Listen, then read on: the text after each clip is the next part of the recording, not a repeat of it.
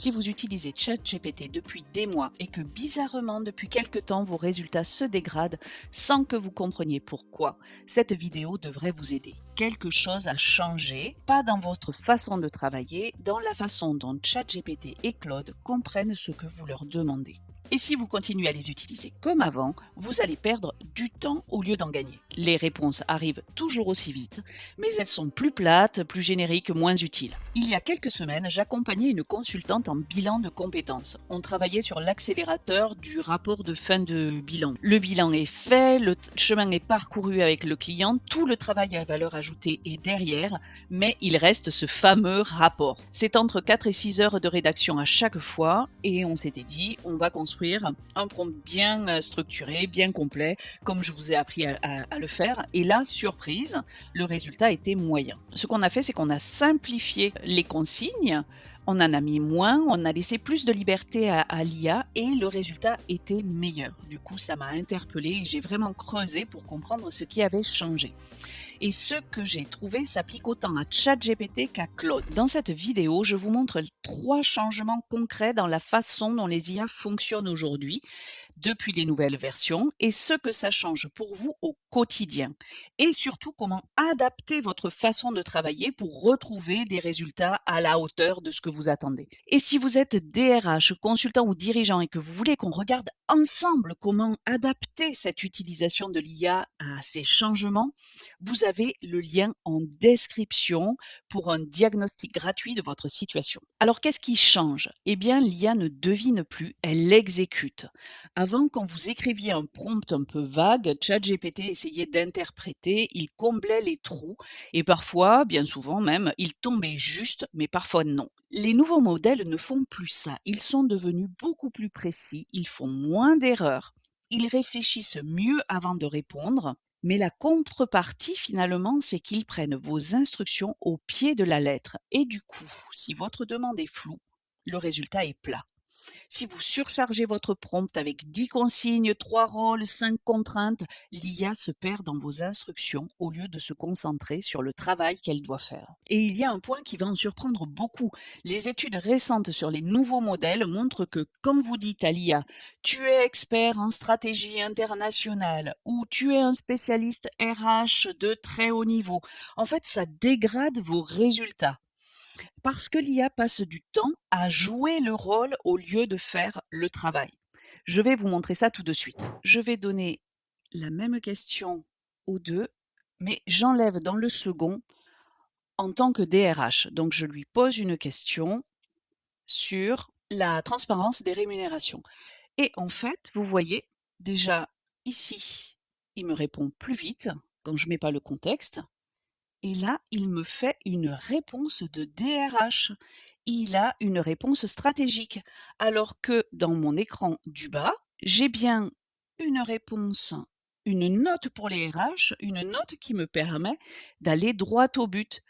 J'ai un vrai plan d'action. Donc pour une même demande en 3 mots de moins, en fait, le résultat colle beaucoup mieux à mon besoin. Et c'est exactement ce qui s'est passé avec ma cliente en bilan de compétences.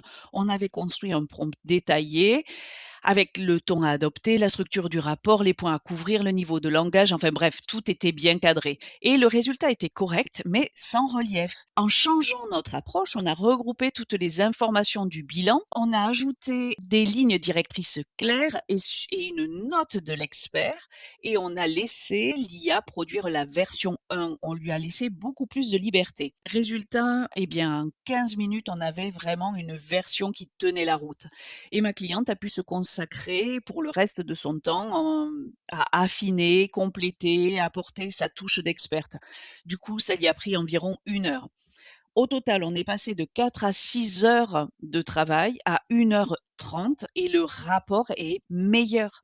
Parce qu'au lieu de passer son énergie à rédiger, elle l'a mise dans les 20% qui comptent vraiment. Son expertise, sa connaissance du client, les nuances que seul le professionnel peut vraiment apporter. L'IA fait 80% du gros du travail, mais il restera toujours les 20% d'expertise à apporter. Et ce sont les 20% les plus intéressants quand on est un professionnel expert de son domaine. L'IA ne fait pas à ta place, elle fait pour toi. Maintenant, la structure qui marche avec ces nouveaux modèles, c'est encore plus simple. Je veux que vous donnez une mission claire. Pour faire, vous expliquez le but, vous donnez le contexte et ensuite vous itérez. Vous posez des questions, vous affinez, vous corrigez. C'est une conversation, pas une commande en une seule fois. Je vais vous montrer à quel point c'est simple. Ici, il m'a donné la note d'action RH avec les objectifs, la gouvernance, le plan d'action, les phases, le rétro-planning synthétique et une recommandation spécifique sur les écarts de salaire. Et du coup, je vais lui demander de creuser ce dernier point sur les écarts pour ajouter cette analyse à la note. Il me réouvre la note et il me fait une analyse approfondie des écarts de rémunération et ce qui est piégeant dans les projets. Bref, vous voyez le principe. Un prompt court, une réponse, puis une itération pour affiner. Vous n'avez pas besoin de tout prévoir à l'avance. Et si vous êtes DRH, consultant ou dirigeant et que vous voulez qu'on adapte ça ensemble à votre situation, vous avez le lien en description. Si vous avez suivi la tendance, vous avez peut-être créé des GPT personnalisés, ces petits assistants spécialisés que vous pouvez construire vous-même dans ChatGPT. Un GPT pour rédiger vos emails, un autre pour analyser vos documents, un autre pour préparer vos réunions. C'était la grande mode il y a quelques mois. Le problème, c'est que vos GPT ont été construits avec l'ancienne logique de prompt. Ces instructions longues, des rôles d'experts attribués, des consignes empilées, exactement ce que les nouveaux modèles ne gèrent plus de la même façon. Résultat, vos GPT produisent des réponses qui se dégradent. Et ce n'est pas ChatGPT qui est devenu mauvais. Ce sont vos instructions qui ne correspondent plus à la façon dont il raisonne maintenant. Pourquoi ça change? Parce que ChatGPT est en train de passer du mode conversationnel au mode agent et il comprend beaucoup mieux notre façon de nous exprimer. Et du coup, il y a un deuxième signal d'alerte. OpenAI, l'entreprise qui vend ChatGPT, a annoncé la fin progressive des GPT. Donc, si vous en avez créé pour vos processus métiers, c'est très bien. C'est le moment de faire une passe dessus. Essayez d'améliorer vos prompts pour simplifier les instructions et surtout n'investissez pas plus de temps que ça à en construire de nouveaux. Si vous suivez cette chaîne, vous savez que je ne conseille jamais de démarrer par là. On commence toujours par travailler avec l'IA. On adapte ces processus parce que l'IA change votre façon de travailler.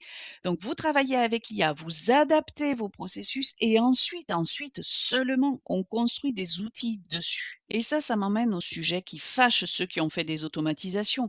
Le coût par API de ces nouveaux modèles a doublé. Donc, si vous avez des automatisations construites sur ChatGPT et que vous payez à l'usage, vous utilisez une API, en fait, un genre d'interface de tuyau qui amène vos données d'entreprise chez ChatGPT et qui vous renvoie les réponses. Donc, pour une automatisation IA, vous avez deux options. Soit vous touchez à rien pour ne pas doubler vos coûts. Et ça, vous pouvez le faire tant qu'OpenAI maintient les anciens modèles. Soit vous allez devoir ajuster tous vos budgets. Et c'est là que je vais être très direct avec vous. J'ai fait de la maintenance de systèmes automatisés pendant plusieurs années et je vous promets que c'est un enfer. Au moindre petit changement, tout plante, tout s'arrête. Et parfois, c'est plus rapide de tout refaire de zéro que de trouver ce qui a bougé pour réparer votre automatisation.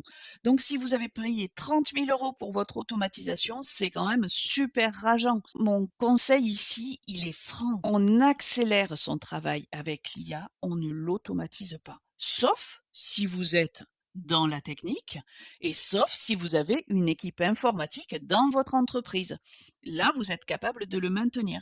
Quand on n'est pas dans un de ces deux cas, on teste, on s'entraîne, on ne bascule pas ces processus critiques sous peine de se retrouver planté un dimanche soir et de plus pouvoir rien faire. Je parle d'une IA qui élève votre expertise, pas d'une IA qui la remplace.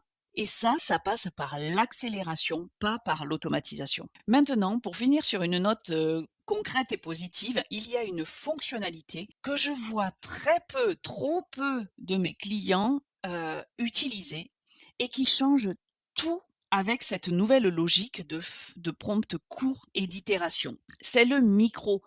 Au lieu de taper vos demandes, parlez.